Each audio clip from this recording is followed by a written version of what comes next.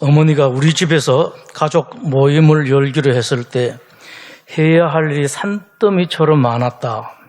그러다 보니 12살이었던 형과 9살 여동생 그리고 11살인 나는 집안 일을 거들어야만 했다.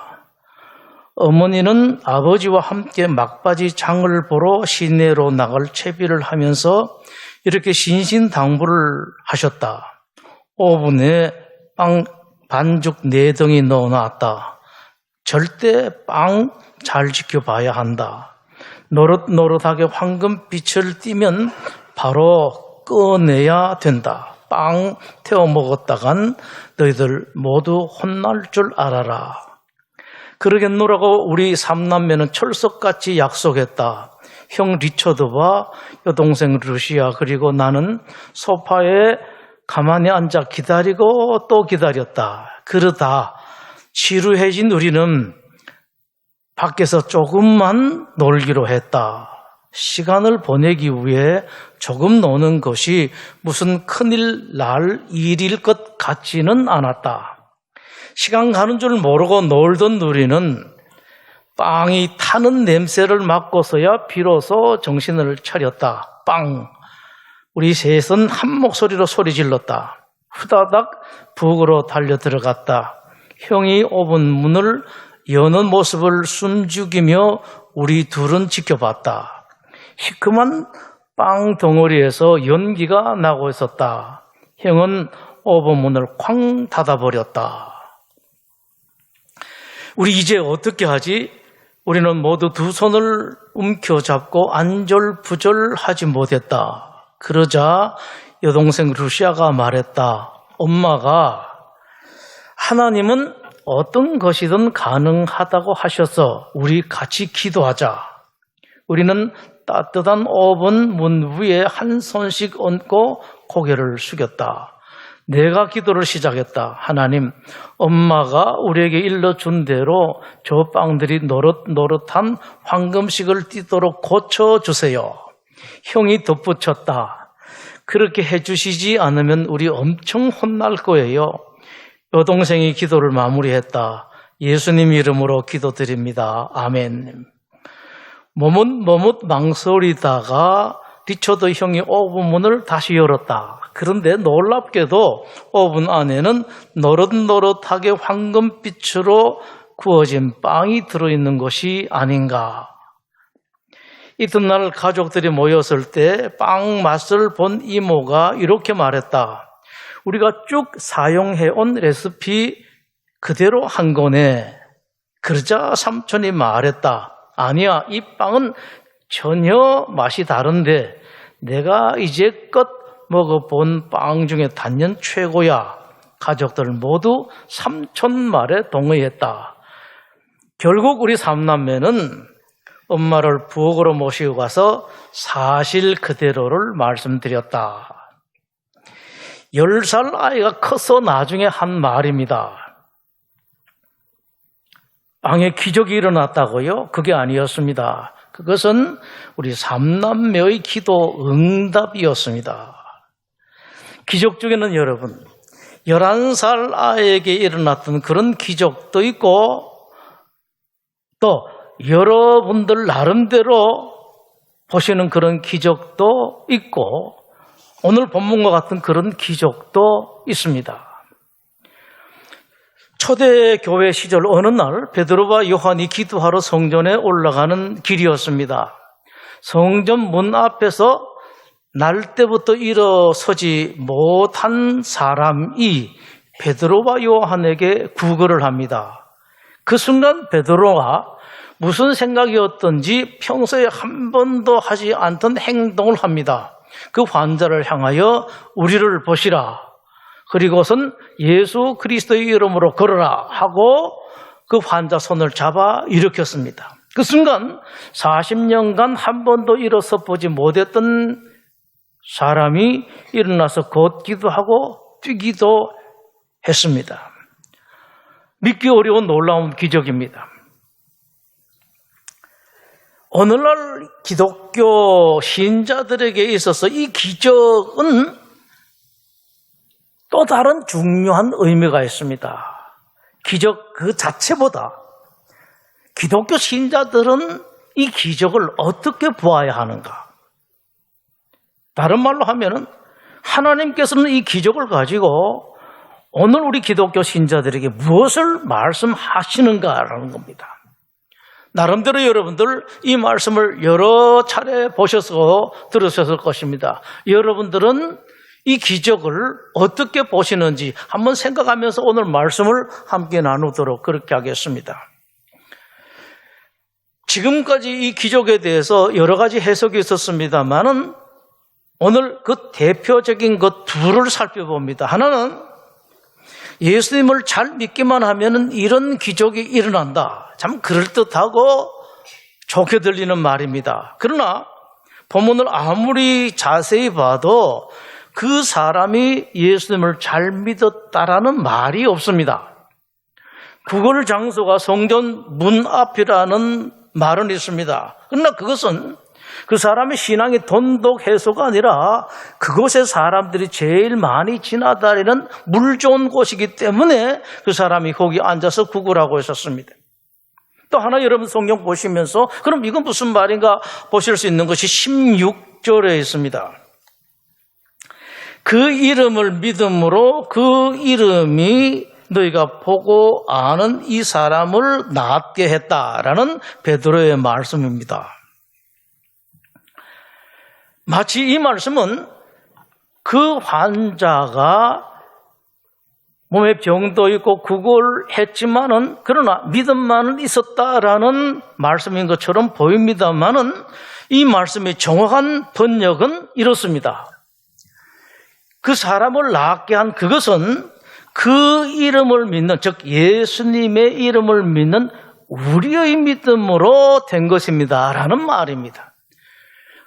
우리 베드로와 요한의 믿음 때문에 그 사람이 병이 나았다라는 그런 말씀입니다. 예수님을 잘 믿기만 하면 이런 기적이 생긴다라는 해석은 신자들로 하여금 더욱 열심히 신앙하게 하는 것은 분명합니다. 나도 열심히 신앙해서 이런 기적을 보았으면 나에게 있었으면 좋겠다라는 생각은 누구든지 속으로든 겉으로든 할 수가 있습니다. 그러나 전혀 그런 말씀이 아닌 본문을 가지고 그런 해석을 하는 것은 사람들의 신앙을 좀 엔커리지시키고 할지는 모르겠습니다만은 잘못하면 하나님 이름을 이용하는 것이 되고 신자들은 스스로 자기를 속이는 것이 됩니다. 잘못된 것을 가지고 결과만 좋게 만드는 것은 겉으로 보면 결과가 좋은 것 같습니다만 결코 그렇지가 않습니다. 썩은 결과가 되어 썩은 열매가 되어서 오히려 사람들을 상하게 합니다. 이 해석은 또 이런 문제를 불러일으킵니다. 만약에 예수님 믿는 사람이 큰 병에 걸렸다면 그 사람에게 상당히 문제가 있다라는 그런 해석이 돼요. 예수님 믿는 사람이 병이 났는데 낫지 않았다. 그럼 그런 해석이 됩니다. 믿는 사람에게 문제가 생기고 힘들고 어려운 일을 당한다면은 그것은 그 사람이 신앙 문제다라는 그런 해석이 가능할 수가 있는데 이거 상당히 문제가 됩니다, 여러분. 뭔가 실은 그 사람이 잘못 믿었기 때문에 또 열심히 신앙생활 하지 않았기 때문에 겉으로는 믿는 것 같은데 저런 일이 생겼다라는 그런 해석이 됩니다. 여러분, 이건 전혀 아닙니다. 만약 그렇다면은 여러분 주변에 혹은 여러분들 가운데 그런 일들이 있다면은 잘못 믿었기 때문인가? 내가 열심히 하지 않아서 그런 건가? 분명하게 아십시오. 절대 그렇지가 않습니다. 성경은 그런 것을 말씀하지를 않습니다. 만약 그렇다면은 이 어려운 문제가 생깁니다. 성경에 나온 위대한 하나님의 사람들, 예를 든다면은 위대한 하나님의 선지자 예레미야가 그렇습니다. 한평생 눈물로 살았습니다. 고통만 당했습니다. 고난만 있었습니다.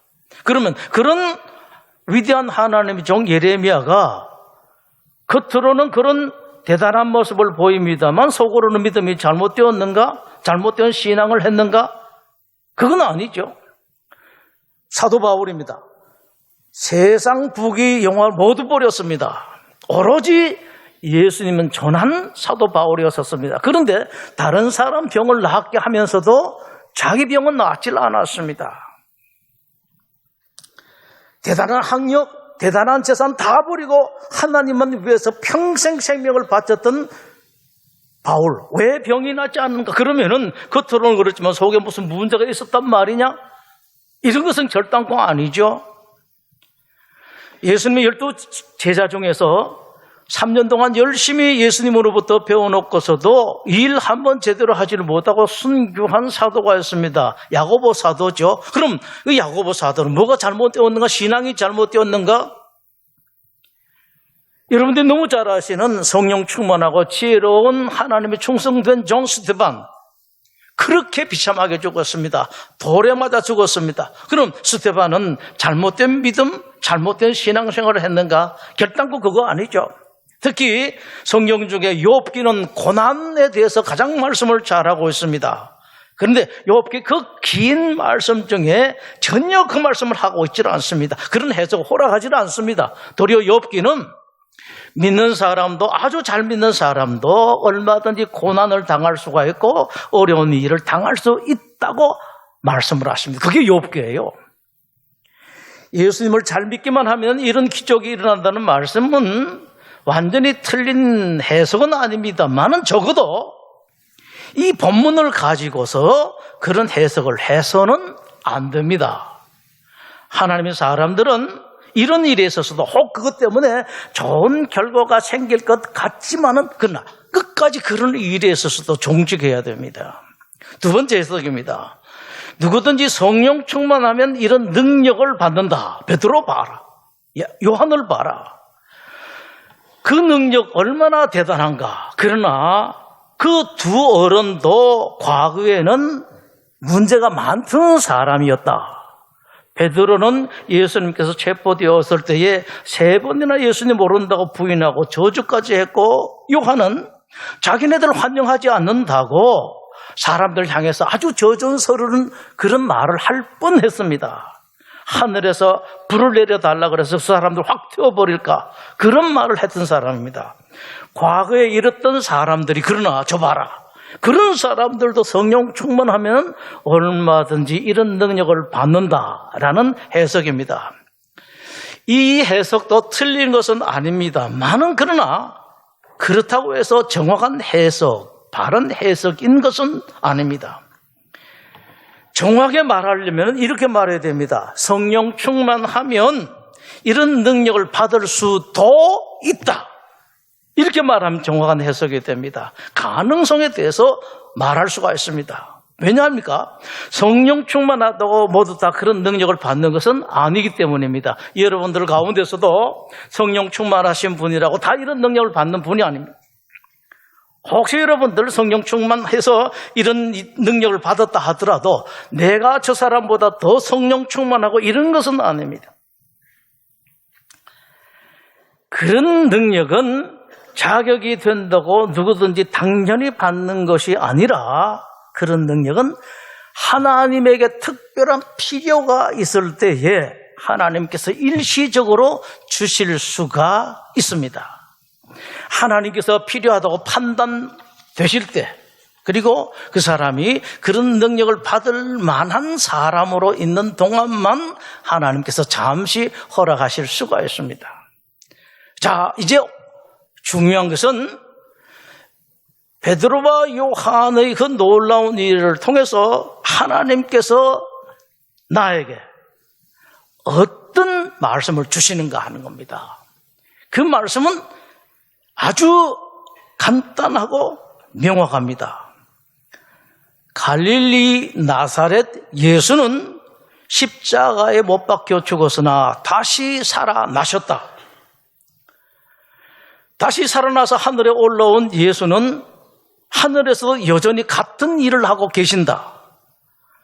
40년 환자를 치료한 그 일은 바로 그 예수가 한 일이다. 다만 겉으로 보기에는 베드로와 요한이 한 것처럼 보일 뿐이지만 실제로 그 일을 하신 분은 예수께서 보내신 성령이다. 이것이 하나님의 말씀이십니다. 이것을 좀 더 명확하게 하기 위해서 구약 성경의 예를 봅니다. 나만 나병 치료의 일입니다. 나만이 나병 치료 받으려고 엘리사에게 왔습니다. 엘리사가 나만에게 요단강에서 7번 몸 씻으십시오.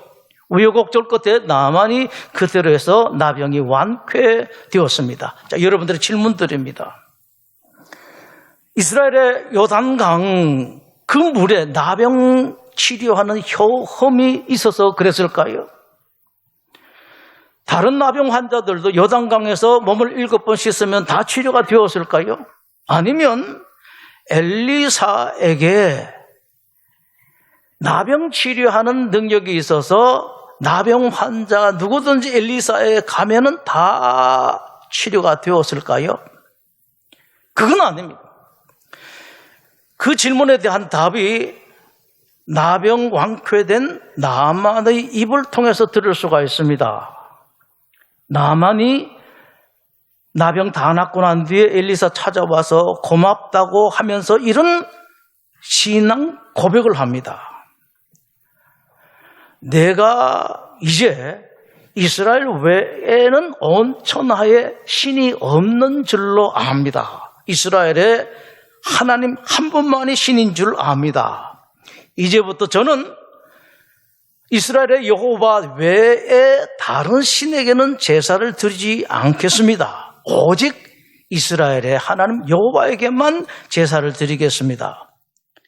이방인인 나만도 자기의 나병을 엘리사가 치료했거나 요단강 때문에 나은 것이 아니라 하나님이 치료하셨다는 사실을 알았습니다. 이스라엘에 한때 구리뱀 부적이 유행한 적이 있습니다. 구리뱀 형상을 가지기만 하면 병이 낫고 병에 걸리지 않는다는 미신이었습니다. 그 미신의 발단은 이렇습니다. 이스라엘 백성들이 광야를 지날 때에 불뱀이 나타나서 사람들을 물었습니다. 상당히 많은 사람들이 죽고 중상당한 사람들이 많았습니다. 그때 백성들이 모세에게 찾아옵니다. 모세님, 제발 하나님께 좀 기도 드려 주십시오. 모세가 하나님께 기도했더니만 하나님께서 응답을 이렇게 하셨습니다. 불뱀을 만들어서 장대 위에 매달아라. 뱀에 물린 사람들이 그것을 보면은 살 것이다. 모세가 구리로 뱀을 만들어서 장대에 달아놓고 뱀에 물린 사람들에게 그것을 쳐다보게 했습니다. 물린 사람들이 다 나았습니다. 여러분 아시죠? 병을 낫게 한 것은 구리뱀이 아닙니다. 하나님께서 그때만 잠시 구리뱀을 사용하신 것일 뿐입니다. 이런 사실을 극히 분명하게 보여주시는 일이 있습니다. 근래에 여러 차례 말씀을 나누었던 이스라엘의 초대 왕 사울의 일입니다. 왕이 된 지 얼마 되지 않았을 때에 암몬 나라가 이스라엘을 침공합니다. 조롱을 합니다. 이스라엘이 치욕에 빠집니다. 이 소식이 왕 사울에게 전해집니다. 왕이 되었지만 아직 왕다운 일을 하지 못하고 농사나 짓고 있던 사울이 믿기 어려운 용맹을 발합니다. 그리고 기가 막힌 지략을 발휘합니다. 사무엘상 11장의 기록입니다. 그 소식을 들은 사울에게 크게 분기가 치솟았다. 사울이 소 한 쌍을 끌어다가 각을 떠서 이스라엘 전 지역에 보내면서 누구든지 사울과 사무엘을 따라 나서지 않는 자는 이 모양이 될 것이다. 믿을 수 없는 결과가 나타났습니다. 급에 질려서 아무도 나서지 않던 이스라엘 백성들이 너도 나도 군인이 되겠다고 나섰습니다. 이스라엘의 군인으로 나선 사람들의 숫자가 33만 명이나 되었습니다. 전쟁 결과는 이스라엘의 완승이었습니다. 암몬 군사는 둘도 함께 한 사람이 없을 정도로 뿔뿔이 흩어지고 말았습니다. 어떻게 그런 놀라운 결과가 이루어진나를 성경은 정확하게 기록을 하고 있습니다. 암몬의 침공과 조롱의 소식을 들은 사울이 하나님의 영에게 크게 감동되었다. 사울이 이스라엘 전 지역에 모두들 나서라 경고를 보냈을 때 하나님의 두려움이 백성에게 임했다고 말씀을 합니다. 그 모든 일, 사울이 놀라운 용맹을 발한 것, 뛰어난 지략을 보인 것, 그 모두가 하나님의 영, 성령님께서 하신 것이라고 성경은 분명하게 말씀을 하고 있습니다. 하나님의 영, 예수님의 영, 성령님이 하셨다. 여러분, 하나님께서는 이 말씀을 너무 하고 싶습니다. 이미 믿은 여러분들에게도 아직 믿지 않는 세상 사람들에게 너무너무 이 일을 하고 싶습니다. 세상의 모든 일들은 하나님이 하신다. 예수님이 하신다. 하나님께서, 예수님께서 보내신 영, 성령님이 이 일을 하신다. 이 말씀을 하고 싶습니다.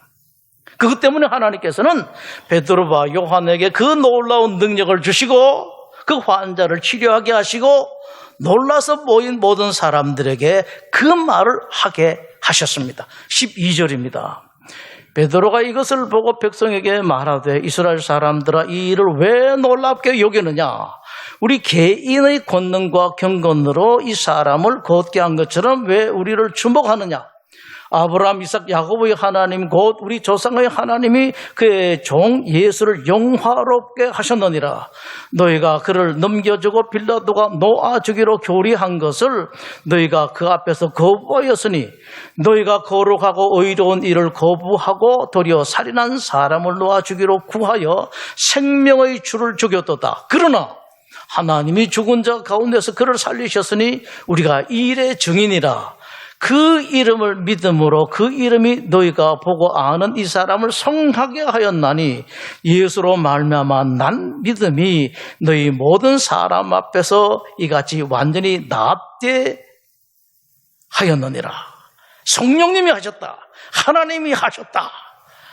하나님 바라시던 그대로 베드로가 사람들 앞에 설교를 했습니다. 여러분, 성령님은 아주 옛날 그리고 2000년 전 이때만 역사하신 것이 아니라 이스라엘에만 역사하신 것이 아니라 오늘도 지금도 여러분 가정에서 이 나라 이 사업에서 이 교회에서 역사하고 계십니다. 삶의 모든 곳에서 모든 일을 하십니다. 고치십니다. 모든 병든 것들을 고치십니다. 병든 몸을 고치시고 병든 마음을 고치십니다. 병든 가정을 고치시고 병든 자녀를 고칩니다. 사업이 병들었을 때 하나님께서는 당신의 영을 보내셔서 사업을 고칠 수가 있고 경제가 병들었을 때에 병을 고칠 수가 있습니다. 나라가 병들었다고 많은 분들이 걱정을 하고 있습니다. 그러나 여러분, 성령님이 나시면 한순간 이 나라의 깊은 병도 얼마든지 고칠 수가 있습니다. 여러분 기도하시면 하나님께서 그 기도를 들으시고 혹시 여러분들이 이 모든 일을 통해서 하나님께서 성령님께서 이렇게 하셨다라고 자신 있게 당당하게 담대하게 말씀하실 그런 준비가 되어 있으면 하나님께서 여러분들의 그런 능력을 주실 수도 있을 것입니다. 기도하겠습니다.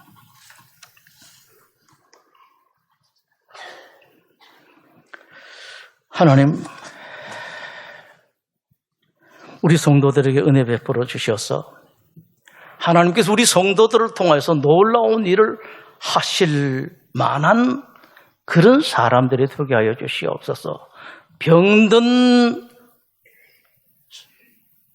몸, 병든 마음, 병든 가정, 병든 경제, 병든 나라까지 우리 성도들을 통하여 하나님께서 고치실 수 있도록 하나님의 충만할 수 있는 우리 성도들이 다 되게 하여 주시옵소서. 우리 주님 예수 그리스도 이름으로 기도드리옵나이다. 아멘.